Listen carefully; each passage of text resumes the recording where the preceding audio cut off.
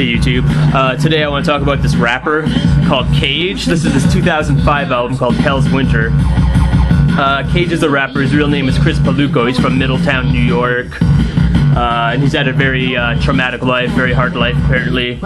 He had to live with his, he had a father named Bill Murray, who was an ex-soldier. He was kicked out of the army for using heroin and selling heroin. And he just lived with his dad until 8, because when he was 8, his dad had a standoff with the police, where he had his family hostage. So then his dad got arrested. He moved in with his mom and his stepfather, who was abusive to him. He got into drugs in high school. He was expelled. He was kicked out of the house. He was arrested for drug-related crimes. He was facing serious jail time. His mom pleaded with the judge. Instead of sending him to jail, to put him in this mental institution for 18 months was his sentence, and they tested Prozac on him there, because it was a new drug. It was still in testing, so they tested it on Cage. And I guess it just made him really depressed, and made him kind of sketchy, so they had to put him in isolated confinement, because he was having suicidal tendencies and stuff like that, so they just locked him up in this padded cell. And that's where he learned how to...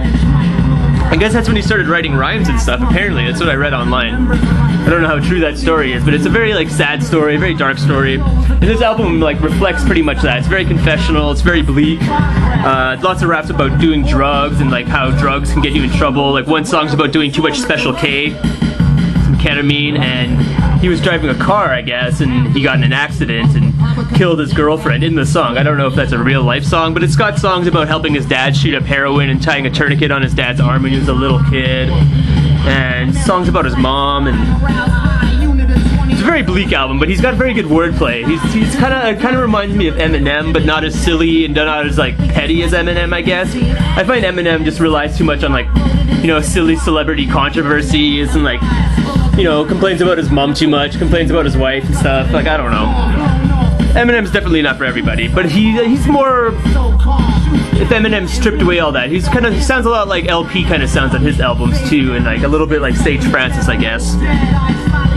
Speaking of LP, he's one of the many producers on this album. It's got production by LP, it's got production by Blockhead, it's got production by DJ Shadows on here, RJD2, Camu Tao. He's a pretty underground guy, but I've heard some of his stuff, he's pretty cool. And then these other guys I don't know, DJ Paul and Matt Sweeney. And it's got guest vocals by Aesop, who's also in Definitive Jux. He's pretty much in every Definitive Jux album at some point. Jello Biafra from Dead Kennedys does a George Bush impersonation on here. And it's got actually the lead singer of Automatica and Glassjaw on here, Daryl Palumbo, offers some backup vocals on this too. And it's a pretty solid album. The production on here is very cohesive. The album has great fluidity. For such a dark album about such stark, controversial subject matter, it's actually pretty fun to listen to. It's got head-bobbing tracks. It's got sleepy, Special K-induced kind of tracks. It's got a very dark vibe, very dark feel to it, but he's also got this kind of very black sense of humor about the whole thing. He doesn't... he takes his rapping and stuff very seriously, I'd imagine. He's got, a good cadence, and he's got, he makes jokes and stuff too. Out of the bad situation. I guess that's self-depreciating, self-depreciating humor. Not much in the way of album art, just some lyrics, and I think family portraits, lyrics. I think there's one more picture. Yeah. Fascinating. But Cage is really cool. He has some older stuff too that I listen to, and he's from some other groups. He started in the 90s. He's been in Weatherman, a band called Smut Peddlers, and Leak Brothers. But yeah, it's a very, it's a CD about his traumatic life. It's very confessional, very autobiographical. His rhymes are very kind of venomous. He kind of raps with a barbed tongue. He takes shots at his family. He takes shots at society and stuff like that. He takes a lot of shots at himself, and